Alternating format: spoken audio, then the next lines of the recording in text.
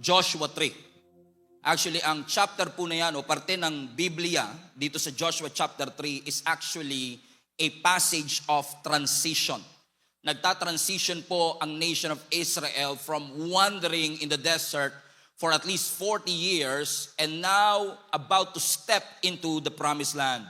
Pero bago pa man sila mapunta doon sa disyerto, sila po ay inalipin ng mga Ehipto sa loob ng 430 years. And after decades of slavery, finally, God is transitioning them from wandering in the desert to occupying the promised land. Ibang-iba po itong season na ito sapagkat sanay po sila sa loob ng 400 years na sila po ay inuutusan ng Egyptian, tuturuan sila kung ano ang gagawin nila, ano ang sasabihin nila, at maging yung worth nila ay dinidikta ng mga Egyptians.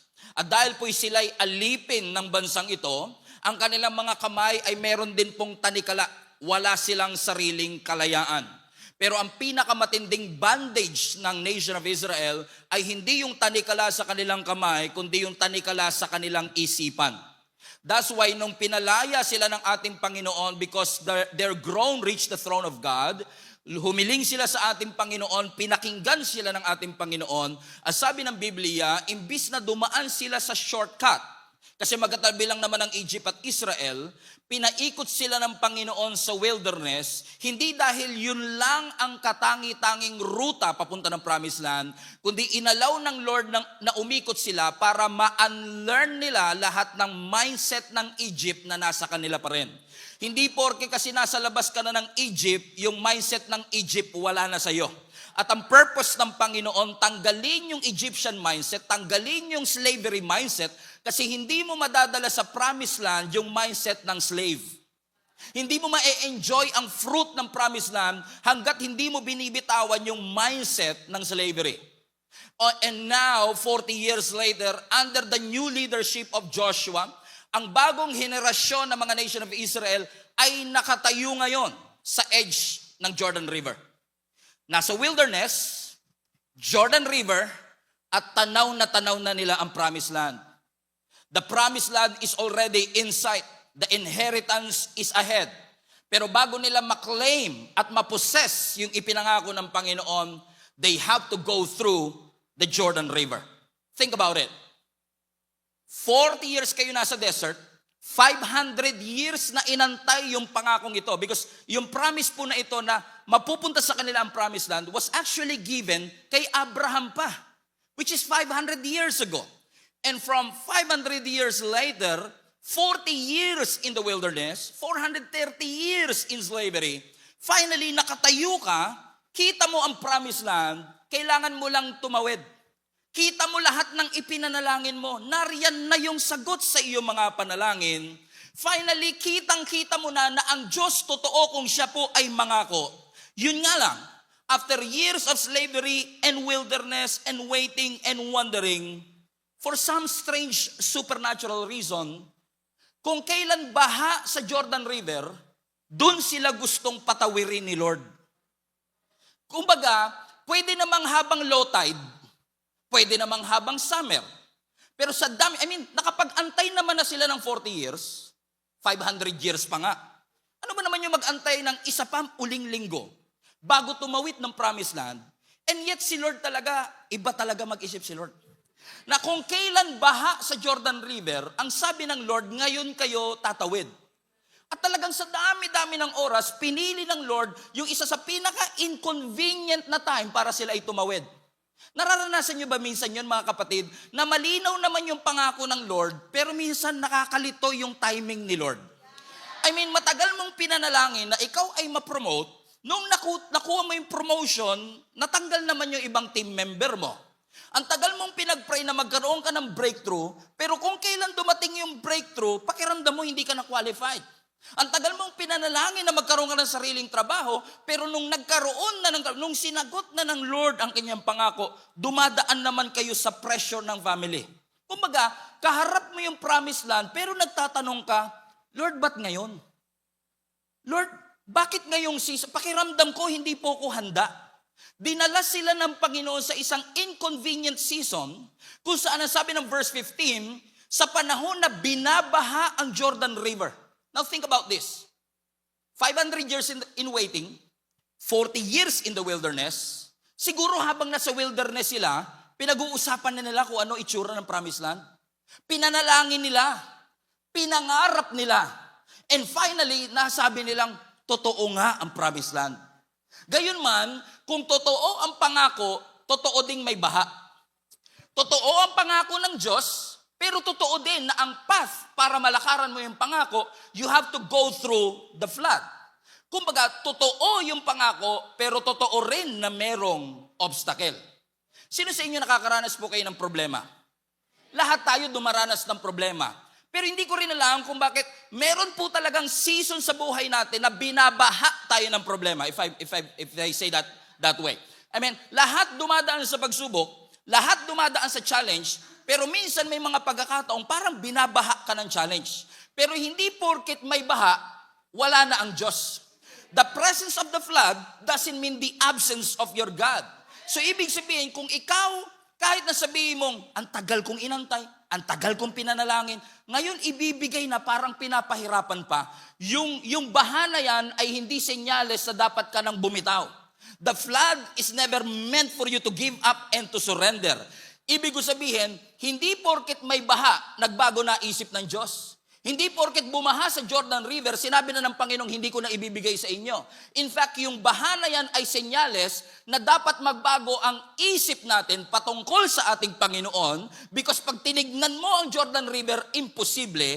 Pagka tinignan mo ang Jordan River, impossible. But by the grace of God, we serve a God who is higher than any flood, higher than any walls, greater than any giants, but because with God, all things are possible. Pakisabi nga po sa inyong katabi, all things are possible. All things are possible. This was the worst possible time to cross. Sasabihin ng logic mo, magantay ka na lang kung kailan magiging manageable ang tubig. Pero ang sabi ng Panginoon, ngayon na kayo mag-step. Bakit? Kasi minsan iaalaw talaga ng Panginoon na ikaw ay mapunta sa imposibleng sitwasyon para hindi mo mapagkamalang coincidence ang isang milagro. Kasi kung makakatawid sila, kung saan kayang-kaya naman siya talagang tawirin. And many scholars, many commentaries have been saying na kung tutuusin, kaya naman talaga nilang tumawid. The spies have been there also nung time na yon. Pero kung lahat kayo malalakas, okay yun. Pero kung may dala kayong bata, meron kayong dalang mga seniors, medyo mahihirapang tumawid ang 1,000,000 tao sa high tide na Jordan River. Pero minsan, iaalaw talaga ng Panginoon na abutan mo yung baha. Hindi para i-discourage ka, kundi para pakita sa'yo na kapag nakatawid ka dyan, hindi mo sasabihin logic yan. Hindi mo sasabihin talent yan. Hindi mo sasabihin human ability yan. Kasi ang human ability mo, sasabihin hindi kaya. Ang sabi ng logic mo, tsaka na lang.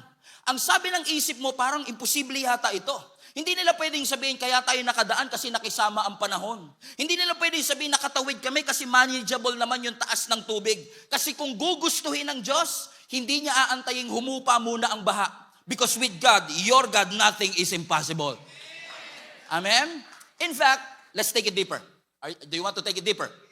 In fact, kung babalik kami in verse 15, go back to verse 15, hindi lang siya basta baha, highlight that part, bumaha siya during the harvest. Do you see it? Amen? Yes, may baha, pero kaya siya baha kasi harvest time. Now think about this. What if matagal nilang inantay ang promised land, 40 years silang nasa wilderness, ang daming kwento ng mga espiya. Alam mo, doon sa promised land, grabe yung mga prutas doon, grabe harvest doon. Tapos dumating sila, walang harvest. Pwede nila sabihin, wala ko ba may harvest? At parang tagtuyot naman dito. Na in order for them to really confirm that God's promise is true, God brought them in harvest time. Pero, pag may harvest, ang problema, baha din yung Jordan River. Ibig sabihin, hindi pwedeng gusto mo yung harvest pero walang baha. Kung gusto mo yung harvest, lalagpasan mo yung baha. May kilala ba kayong ganyan? Gusto lang yung harvest, ayaw ng baha. Gusto yung breakthrough, ayaw yung challenge. Gustong magbuntis, pero ayaw ng morning sickness. Kung nananalangin ka, Lord, bigyan mo kami ng anak, kasama sa pagbubuntis, yung sasakit ang balakang mo. Kasama sa pagbubuntis na magkakaroon ka ng cravings, gusto ko ng manggang hilaw, pero 2.5 lang. Ano ibig sabihin? Part yun. Ibig sabihin, if I want to experience harvest, I have to go through the flood. Kung may harvest, kailangan daanan ko yung challenges. Ibig sabihin, katulad ng pagbubuntis, habang patindi ng patindi yung sakit, may dinedevelop naman ang Panginoon sa loob. Na minsan niyaalaw ng Diyos na dumaan ka habang baha para hindi mo maipasa sa human ability yung bagay na dapat sa Diyos naman pala talaga. Because ito lang ang alam ko, kung mas mataas ang baha, mas maganda ang testimony. Kung mas matindi ang challenge, mas malinaw ang testimony. Kung sinabi ng doktor 2 months na lang and then you got cancer-free all of a sudden, that is a bigger, clearer testimony na kung logic ang papairalin, hindi kaya. Kung sarili ko lang desire, hindi kaya. But with God, all things are pakisigaw po, all things are possible. So baha. So in order for them to experience the promised land, in order for them to possess their possession, they have to go through the promised land, through the Jordan River. The thing is, baha nga sa Jordan River. So what they did is this, verse 15. Now the Jordan is at flood stage during all the harvests.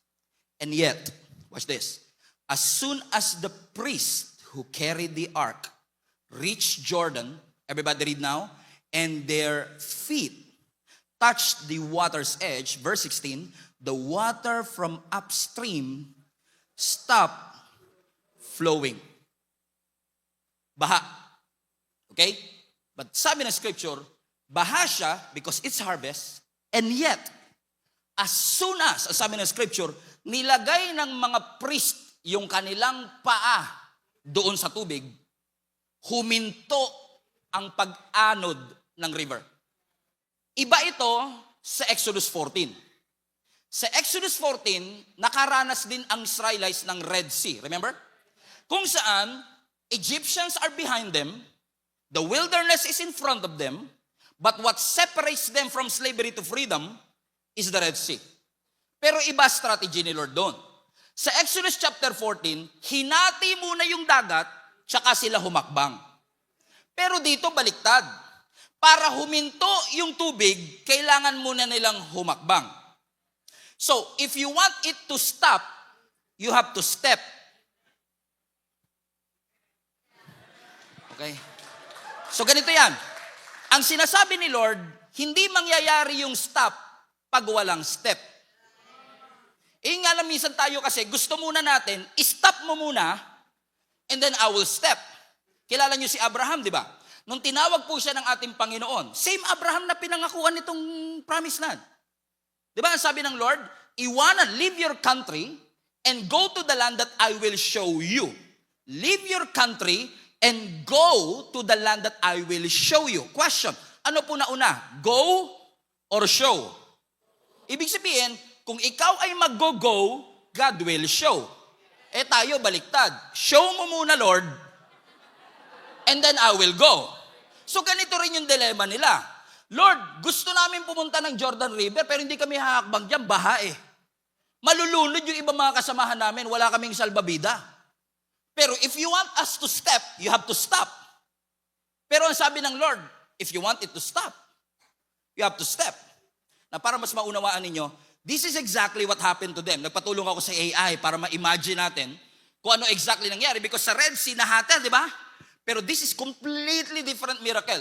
Let's show the picture, please. So makikita po ninyo, as sabi ng scripture, the moment na humakbang yung mga priest, dala-dala ang Ark of the Covenant, as sabi ng scripture, biglang huminto sa pag-agos. And it formed a heap, ang sabi ng scripture. Ibig sabihin, naging parang pader yung tubig. Although hindi accurate tong image na ito, kasi kung babasahin po nyo sa scripture, yung heap nag-form sa Adam. Okay? Yung Adam, nasa upstream siya. Yung tubig po kasi na yan, galing pa ng Caesarea Philippi. So galing doon sa Judea, Caesarea Philippi, bumababa yung tubig hanggang Dead Sea. Come on? Pero bago yung Dead Sea, Jordan River, and then yung pinanggalingan nito sa Caesarea Philippi. So sabi ng scripture, from Adam Huminto yung, so the moment na humakbang yung mga priest, huminto yung tubig doon sa ituktok sa may Adam. At alam niyo kung gaano kalayo yung Adam to Jericho? Kasi yung tumbok ng pagtawid nila, diretso ng Jericho. Now, let me show the map, please. Mapa. Kaya maganda may mapa sa Bible eh. Okay, kasi para mas maunawaan nyo. If you look at the map, so imagine niyo to, first things first. Galing silang Egypt, di ba? Pwede silang tumawid ng Canaan, Israel, all of a sudden. Pero pinaikot sila ng ating Panginoon into the wilderness of Jordan in Saudi Arabia. Bakit? Kasi alam ni Lord, hindi nila kayang makipaglabanan doon sa mga giants na nasa Promised Land. Kaya pinaikot sila ng Panginoon at nagpaikot-ikot siya dyan sa Jordan, Saudi Arabia sa loob ng 40 years. And then finally, look at this. Ang sabi ng scripture, tatawid na sila, nandun sila sa tapat ng Jericho. Kaya Jericho yung unang city na na-conquer nila doon sa Promised Land, right? Na sabi ng Biblia, the moment na humakbang yung mga priest, yung tubig doon sa Adam from Sea of Galilee, huminto doon. And that was around 25 kilometers away from Jericho. So technically speaking, hindi nila nakikita na huminto. Ang alam lang nila na tuyo. Pero ang totoo, pinahinto, kaya na-stop kasi may step. So technically speaking, possibly, nung humahakbang sila, basa pa. Pero unti-unting nagre-recede yung tubig because God already worked behind the scenes. Up there, upstream, doon sa Adam, na wala nang nagfo-flow na tubig because they step into it. Meaning, ang instruction ni Lord very simple. Gusto mong pahintuin ko, mag-step ka muna. Gusto mo ng milagro? Gumalaw ka. Hindi po pwede na gusto mong pahintuin yung tubig pero hindi gumagalaw ang iyong mga paa. Akala ko kasi dati, pag nananampalataya ka kay Lord, basta ka lang nananampalatayang kaya ni Lord. Totoo naman, kaya ni Lord. Pero ang tunay na pananampalataya, hindi ka lang naniniwalang kaya niya, kundi ang tunay na pananampalataya, hinahakbangan mo yung salitang narinig mo. Okay? Faith in action. So now, the moment they step into the Jordan River, they are now walking by faith. By faith, they believe that God would save them. And all of them were able to cross the Jordan River. Anong ibig ko sabihin mga kapatid? What if ang reason na lang kaya hindi humihinto yung Jordan River sa buhay mo? Kasi inaantay ng Lord na ihakbang mo ang iyong mga paa. Yes, naniniwala tayong kaya ng Panginoon, but you have to put your feet on your faith. Lagyan mo ng paa ang iyong mga pananampalataya. Nagbabago ang sitwasyon natin, hindi dahil naniniwala tayong kaya ng Diyos. Nagbabago ang ating mga sitwasyon kasi hinahakbangan natin yung salitang tinanggap natin. So when God says go, don't say no. When God says stop, you stop. But when God says go, you go. Kapag sinabi ng Lord, isubmit mo na yung application. Do not even hesitate na wala kang qualification. Kung sinabi ng Panginoon, i-apply mo na yung visa na yan, go ahead and do it. Do it by faith. By faith you serve.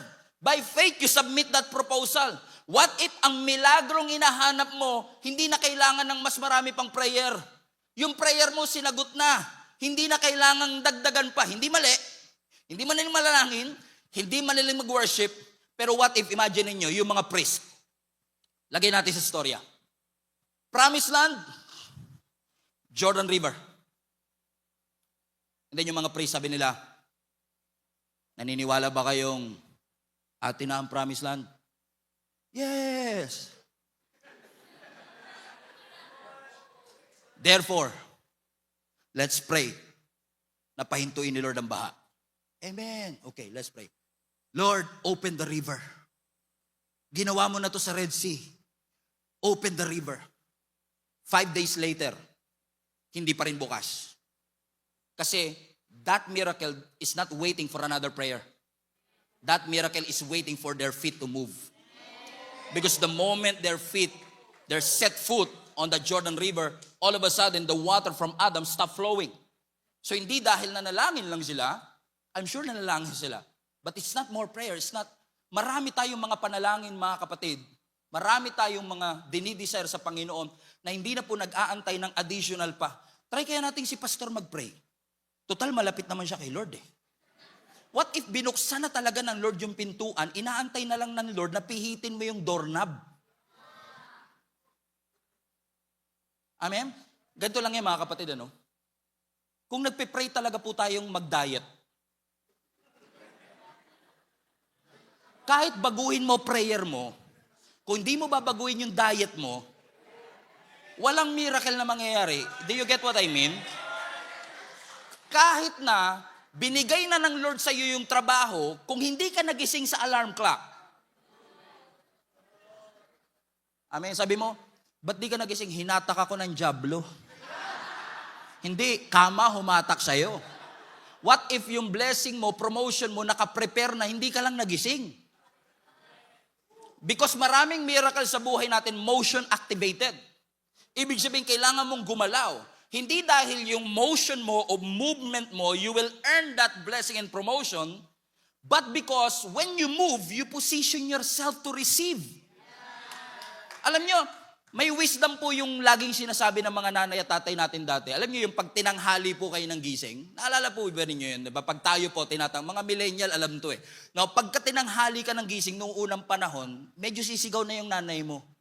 At sasabihin, alam mo, nagbuhos ang Diyos ng pagpapala. Hindi ka nakasalo kasi tulog ka. May wisdom dun eh. Kasi kahit talaga magbuhos si Lord, kung wala ka sa posisyon, hindi mo talaga siya matatanggap. Kahit gusto ng Lord ihinto yung river upstream, kung hindi mo ihahakbang ang iyong mga paa, hindi mo makikita ang miracle. Mag-aantay ka sa wala. And then pag hindi mo nakuha after 1 year, sino sisisihin mo? Bagal ni Lord kumilos. Lagi na lang kasi minsan prayer natin, Lord, kumilos ka. Lord, kumilos ka. Sabi ni Lord, ako na lang lagi kumikilos, ikaw naman ang kumilos. Sabihin mo nga sa katabi mo, kilos-kilos din pag may time. Pwede silang magpatawag ng overnight prayer pero hindi po nila ginawa. Bakit? Kasi yung miracle nila nag-aantay ng kanilang mga paa. Amen? Pero after all, what made them step in the first place? Kasi madali sabihin yan, Pastor, nahakbangan ko, mag-apply ako, isubmit ko, gawin ko. Di ba? Manampalataya ako. Pero ang problema, I don't have the courage to do it. Wala akong confidence to do it. I receive a word, alam kong God is leading me, alam kong it's from the Lord, alam kong God opened the door, but I don't have the courage to do it. Pastor, ano ang aking gagawin? Now question, bakit ba ang lakas ng loob ng nation of Israel in the first place? Especially the priests who carried the Ark of the Covenant, to step into that Jordan River habang baha pa ito. You know why? Because they receive a word. Kung babalikan natin ang verse 9. Verse 9. Ang sabi ng scripture, Joshua said to the Israelites, everybody read, come here and listen to the words of the Lord your God. So ginather niya ang nation of Israel, makinig kayo, ito sinasabi ni Lord. So ibig sabihin, kaya nila nahakbangan sa verse 15, kasi may pinanghawakan silang word sa verse 9. Kasi mahirap talagang humakbang pag walang salita. Huwag kang magpo-full time kung walang salita ang Diyos. Kasi pag wala kang salitang pinangahawakan, madaling mag-quit, madaling umatras, madaling bumalik. Pero hanggat may salita kang pinangahawakan, kahit mahirap, kahit sa unang hakbang, hindi mo makita ang ebidensya. Kahit sa unang sit-up, wala pa kagad yung abs. Absent pa rin. Naniniwala ka, just because God said it, I believe it. Because the word of God is so powerful. Kaya natin nasasabing, by faith, I am healed. Saan mo kinuha yung faith na yun? Di ba sa word? Because sabi ng scripture, faith comes by hearing and hearing the word of God. Hindi lang sapat na isang beses ko narinig, as long as I keep on listening. Kaya sabi ni Joshua, makinig kayo. Kasi itong salita na to, pangahawakan nyo pag lumalangoy na kayong ganun. At pakiramdam nyo, malulunod na kayo. You need to hold on to the word. In fact, mga kapatid, the word of God is so powerful that even the universe was created through His word. Amen? Ano ang sabi ng Psalms 33 verse 6? Ang sabi ng Psalms 33 verse 6, by the word of the Lord the heavens were made. Their starry host by the breath of His mouth. Sa NLT translation, by the word of the Lord the heavens were made, and through the breath of His word, the stars were formed. Nagsalita lang ang Diyos at na-form. Ibig sabihin, there is power in the word of the Lord. May kapangyarihan. Alam nyo, ang Diyos po natin is so powerful that He doesn't need anything to create something. It's just pure word. Naalala niyo po sa Genesis 1 verse 1. Sabi ng Genesis 1:1, in the beginning, God created the heavens and the earth. And the earth was without form and void. And darkness filled the earth. And then God said, let there be light. And there was light.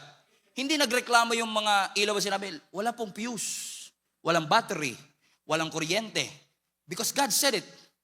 They have no choice but to submit to the authority of the Word of God. Alam niyo po ba yung salitang created? In the beginning, God created. That word is from the Hebrew bara. B-A-R-A. Parang sa lababo nyo. May bara. Okay? Ang ibig sabihin ng bara, ability to create something out of nothing. That's why yung salitang bara, hindi mo pwedeng i-apply sa atin. I created this, I created that. Hindi bara yon. Ang bara para kay Lord lang. Kasi si Lord lang ang may kakayanang lumikha ng something out of nothing. Tayo pag lumikha, we can create something out of something. Pero ang Diyos, when He created something, He can create something out of nothing. So kahit walang form noon at empty noon, wala magagawa yung emptiness but to form something because God said it. At dahil sinabi ng Panginoon, kahit emptiness, nalito sila eh. Empty kami. Hindi, form kayo. Because God said, let there be light. Bakit? May kapangyarihan ng salita ng ating Panginoon. Amen? Ibig ko sabihin, mahihirapan talaga tayong humakbang. To walk into the impossible if we don't hold on to the word that we have received.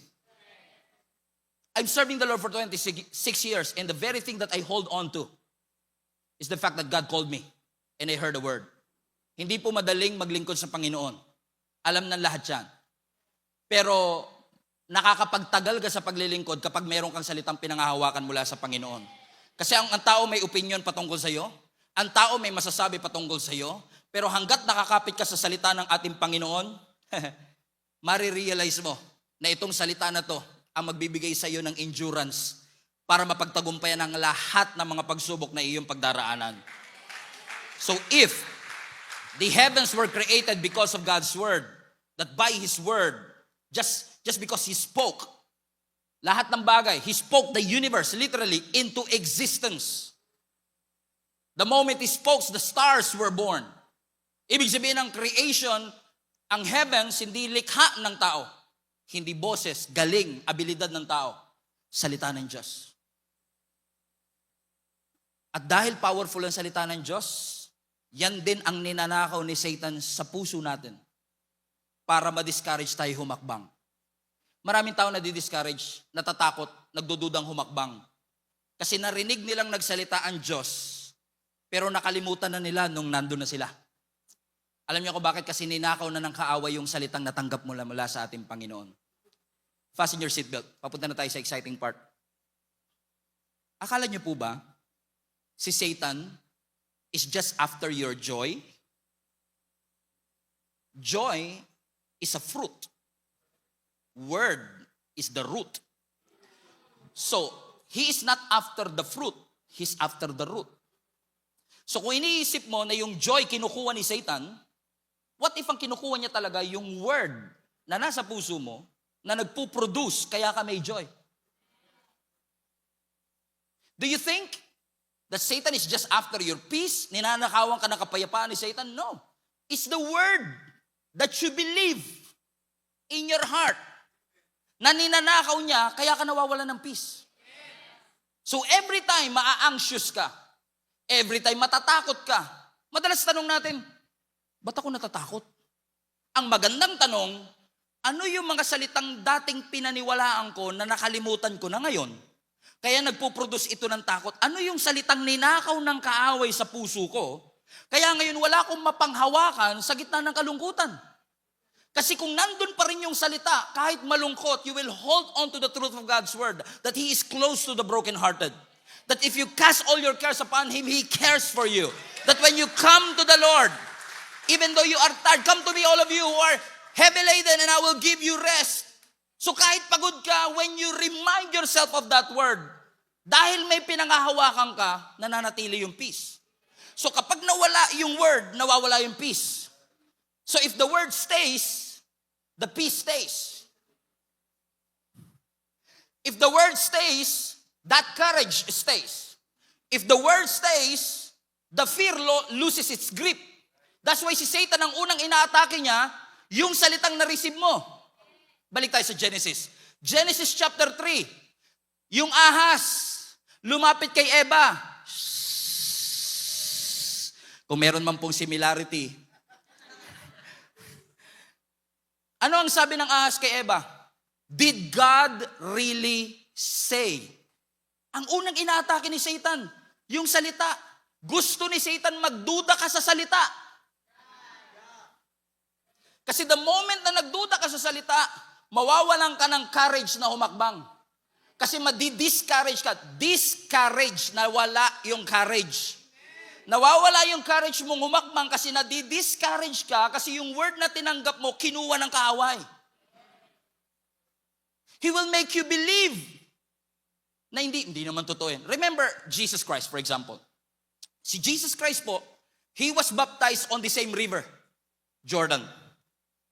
Remember in Matthew chapter 3, habang binabaptize po ang ating Panginoong Hesus, ang sabi ng Biblia, pag-ahon ng ating Panginoong Hesus, bumukas ang kalangitan, bumaba ang kalapate that signifies the Holy Spirit. And then the Father spoke. What a beautiful moment. The Father, the Son, and the Holy Spirit. What a beautiful moment. And then, ang sabi ng Biblia, out loud, publicly, nagsalita ang Ama, referring to Jesus Christ. This is my beloved Son, in whom I am well pleased. Klaro. Ibig sabihin, in-affirm ng Ama, si Jesus ang beloved Son. One chapter later, isang chapter lang. Pagdating ng Matthew chapter 4, habang nasa wilderness ang ating Panginoong Hesus at nagpa-fasting ng 40 days. Remember? Kinausap siya ng demonyo. Sa Matthew chapter 3, ang sabi ng Ama, this is my beloved Son. Sa Matthew chapter 4, if you are the Son of God. Gusto ni Satan magduda ka sa word. Amen? Kaya si Satan, hindi uyan takot pag nagsisimba ka. Hindi yan takot. Kasi pag nagsimba ka, tapos paglabas mo, nakaka-inspire, no? Grabe yung word. Na-inspire ako. Hindi takot si Satan dahil na-inspire ka. Lumabas ka, motivated. Ay, nararamdaman nyo ba minsan yung pag nagsimba kayo? Yung paglabas mo, may mga jablo ba dyan? Hindi kayo? Diba? Parang sobrang confident ka eh. Kasi grabe.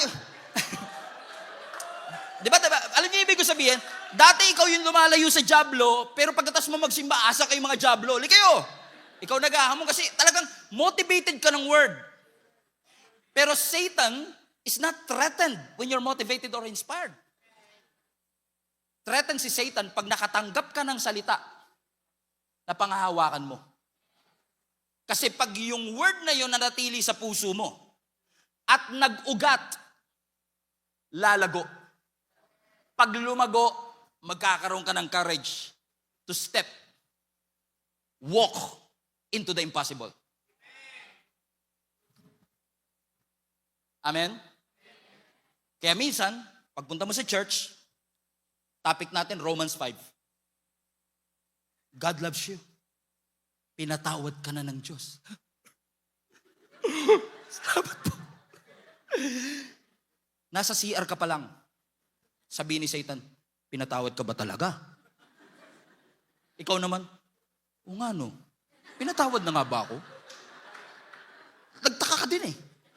Kasi hindi nahahayaan ni Satan makauwi ka ng bahay. Hindi nahahayaan ni Satan umabot pa ng second week kasi ayaw niyang mag-root yung word. So gagawin niya na nakawin niya na kagad, umpisa pa lang. Umati ka ng service, tinatawag ka ng Diyos. Thank you po. Salamat po sa pagtawag mo. Paglabas mo, tinatawag ka ba talaga?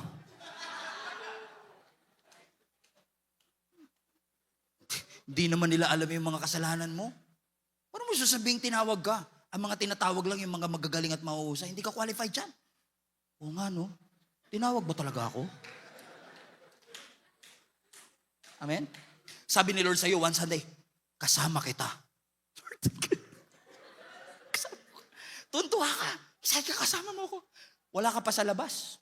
Sasabihin ni Satan, kung kasama mo ang Diyos, ba't naghihirap ka? All of a sudden, nawawala na kagad. Bakit? Ninanakaw ng kaaway. Yung salita kasi ayaw niyang mag-ugat sa iyong puso. Amen? Tatandaan niyo ito mga kapatid. Bakit kasi hindi ginagawa ni Satan? Halimbawa, si Lord to, ikaw to. Lord, ikaw. Si Satan nasa gitna. Alam mo ibig sabihin? Bago pa mangako si Lord, hindi na yan. Yung kukunin niya na kagad, akin yan. Alam mo kung bakit? Kasi kapag nagsalita ang Diyos, hindi niya kayang pigilan ng Diyos. Kapag nangako ang Diyos sa'yo, hindi niya makakancel yun. So dahil hindi niya makancel, gagawin ka na lang niyang makakalimutin. Kasi pag naging makakalimutin ka sa salita, magiging duwag kang humakbang. So, hindi niya mapipigilan ng Diyos magsalita, kaya ang gagawin niya habang nasa puso mo pa lang, kukuhanin niya na kagad.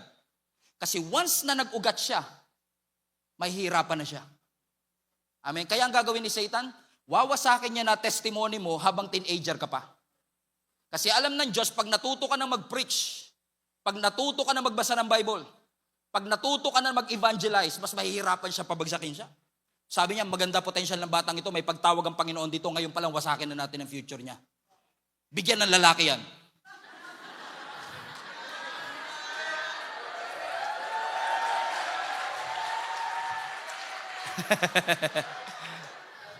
Amen? That's why, church, hold on to the word. Panghawakan mo. Do you remember a parable of Jesus Christ? Parable of the sower. Mark chapter 4. Let's go to Mark chapter 4 verse 15, I guess. Okay, Mark chapter 4, ang sabi ng Bible, the farmer sows the word. Basa? Some people are like seed along the path where the word is sown. Watch this, highlight this part. As soon as they hear it, Satan comes and takes away the word that was sown into them. So hindi na inaantay ni Satan tumagal. The moment narinig mo siya, boom, akin na yan. Mali yan. Hindi totoo. Bakit ayaw niya mag-take root? If you continue reading in verse 16, sabi ng verse 16, others, yung iba naman, parang seed na punta sa batuhan. Narinig, at once, tinanggap na may joy. Pero dahil batuhan siya, next, but since they have no root, they last only for a short time. So, nung dumating yung trouble, nung dumating yung persecution, comes because of the word, they quickly fall away. Kasi alam ni Satan, magro-root yan, yung word na yan, magro-root sa kanyang puso. Kaya ngayon pa lang, nakawin mo na siya. Alam mo kapatid, hindi na nakawin ni Satan yung salita kung wala yang halaga. Taas nga po, sino po mga magnanakaw dito? Taas nga po kami lahat ng mga magnanakaw dyan. Aray, baka may umamin. Ako po. Alam niyo yung mga magnanakaw? Naniniwala ako. May nakausap ako dyan joke. Okay. Alam niyo yung mga magnanakaw? Hindi po yan magnanakaw sa isang bahay na walang laman. Kung walang laman, wasak yung bahay, wala siyang mananakaw doon. Kasi walang value doon sa loob. So kung tinatangka ni Satan na nakawin yung salita, ibig sabihin lang nun, nakikita ni Satanas na may value yung salitang maririnig mo. So the best course and the wisest course of action is this. Pray to God. Lord, anumang salitang natanggap ko, selyuhan niyo po ito. Huwag mong hayaang manakaw ng kaaway because as soon as you hear it, gagawin ni Satan na lahat para nakawin yung salita. Para pag sinabi ng Lord, step ka na, hakbang ka na.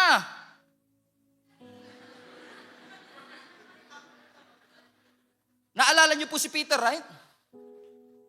Habang binabagyo ang mga disipulo, nakita nila si Jesus naglalakad sa ibabaw ng tubig. Napagkamalan pa nilang multo. Sabi nila, multo! Isa lang ginawa, isa lang natakot pa. Multo daw, isa lang. Dapat mulwan. Multo! Mul-3 pag tatlo eh. Okay, mul-3. Multo. Imagine niyo 12 lalaki takot. Multo. Pero ang sabi ng Biblia, sumagot si Jesus, don't be afraid. It is I am the eye of the storm. Sabi ng Biblia, si Peter sabi niya, Lord, kung talagang ikaw yan, hayaan mo kong humakbang at maglakad sa ibabaw ng tubig. Sabi ni Jesus, one word, come. Kung logic ang papairalin, bigyan ko lang kayo ng context ha. Si Peter, fisherman. Kung meron mang nakakaalam sa lahat ng 12 disciples, siya ang may pinaka nakakaalam na imposibleng makalakad ka sa ibabaw ng tubig. Pero paano mo mapapahakbang yung fisherman at maglalakad sa ibabaw ng tubig? May salita eh. At yun yung salita, come. Kung ako kasi yun, halimbawa sabi ni Lord, come.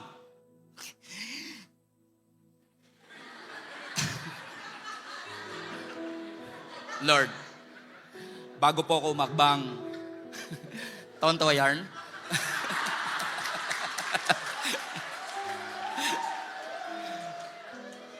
Bago ako umakbang, Lord, mangako ka muna na pag nalunod ako, sasagipin mo ako. Lord, pwede bang pumirma ka ng promissory note na kung ano man mangyari sa akin, sagot mo ako, Lord, ha? Then, susunod ako. Marami kasi sa ating gusto muna ng assurance bago humakbang. Pero kaya mo bang mananampalataya to walk by faith? And say, Lord, this is not logical. Fisherman ako of all people. Kung si Luke pa yan, baka mapaniwala eh. Doktor siya eh. Pero ako mangingisda po ako. And yet, alam kong it defies all my logical know-how. But I have a word. And I hold on to the word. At dahil salita mo, pinangahawakan ko, Panginoon, I will step anyway. Haakbang ako, Panginoon. Hindi dahil sabi ng logic ko, okay, hindi dahil I have enough savings to follow, no. I will say yes because you told me to come. I will step because you told us that promised land is ours. At dahil may salita ako, Panginoon, na pinangahawakan, willing po kong i-take ang risk. Natawanan ako, pagdudahan ako, dahil sa mata ng tao parang imposible. Pero with God, all things are possible. With God, all things are possible. It doesn't make sense now, but you will hold on unto it. The situation may not confirm it, but hold on to the word. It doesn't make sense right now, but hold on to the word. Panghawakan mo. Bakit kailangan humawak? Kasi may pagyanig na darating. May mga shaking na darating. Pero pagkatapos ng lahat ng shaking, ang matitira, hindi yung mga taong marami narinig. Ang matitira pagkatapos ng pagyanig, yung mga taong kumapit sa salita. Kasi alam nila, the world will fail, but His word will not. Kukupas ang lahat, lilipas ang lahat, pero ang salita ng Diyos ay hindi. So let me tell you this, hindi yung mga priest ang nagpahinto sa tubig. Hindi rin yung paghakbang nila ang nagpahinto sa tubig. It was the word behind the action. Dahil may salita, kahit na humakbang ka kung walang salita, hindi hihinto. Pero kaya may power yung obedience kasi may word na narinig mula sa ating Panginoon. Because that is the missing link, y'all. Kahit gusto ng Lord ibigay, at ikaw humakbang, pero kung wala yung salita, kung wala yung word ni Lord, we will never experience all the things that God has created us to receive. But let me tell you this, as long as you keep on believing in the word of God, mahirap man yan sa unang paningin, challenging, parang gusto mo nang sumuko, parang hindi mo ma-imagine ang sarili mo, na ginagawa yung bagay na pinapagawa ng Panginoon.